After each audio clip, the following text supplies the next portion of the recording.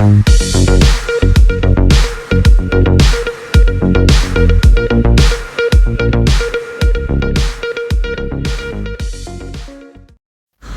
عليكم ورحمة الله وبركاته. معكم محمد. ان شاء الله هنركب النهاردة في تويوتا 2007 تويوتا كرولا. هركب شاشة ادريان 7 بوصة EDM19. شاشة ادريان EDM19. ده شكل الشاشة. شكل الشاشة اهو. دي 8 بوصة من 7 بوصة.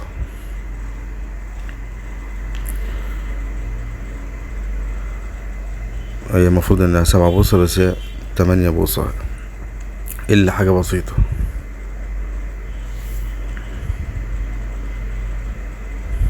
محتويات العلبة: ريموت والفيشة اهو، ودي الجناب بتاعت التويوتا اللي هتركب عشان تحوش فرق الفراغ اللي بين الفريم والشاشة. جناب بتتباع لوحديها اسمها جناب تويوتا، فبرتين يركبوا في الجناب. بنحوش المسمار اللي في النص بتاع مفتاح التكييف، نحوش المفتاح اللي في النص وتحت مسمار نفكه ونسحب بشويش كده لبره، هيطلع من الفريم عشان نعرف نفك المسامير اللي من تحت. تتفك ب10. وده الشكل بعد ما ركب في الفريم. الكاسيت مع الفريم. ده الشكل النهائي. ركبنا الكاسيت اهو.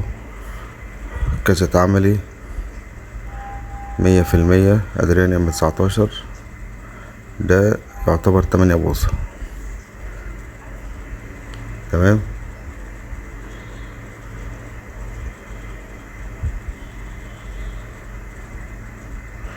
ده الشكل النهائي بتاع الكاسيت. ممكن تطفي الشاشة وانت بتسمع او مشغل اي حاجة. ممكن تطفي الشاشة عشان لو عينيك تعبتك ممكن تطفي الشاشة من الزر اللي فوق.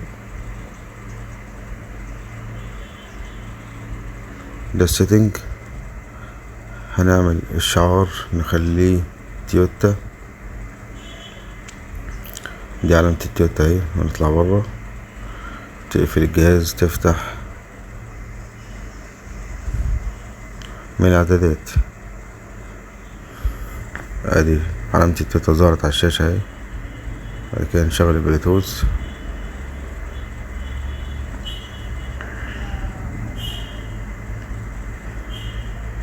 تعالي توطي براحتك. شاشة التاتش بتاعها معمول. وده الميرور لينك بتاعها اهو. تمام. ده الميرور لينك بالكابل. ودي مكالمة، وممكن تلغي المكالمة تخليها من الموبايل او الكاسيت من الكاسيت ذات نفسه من غير ما تفصل البلوتوث. كان معكم حمادة DJ.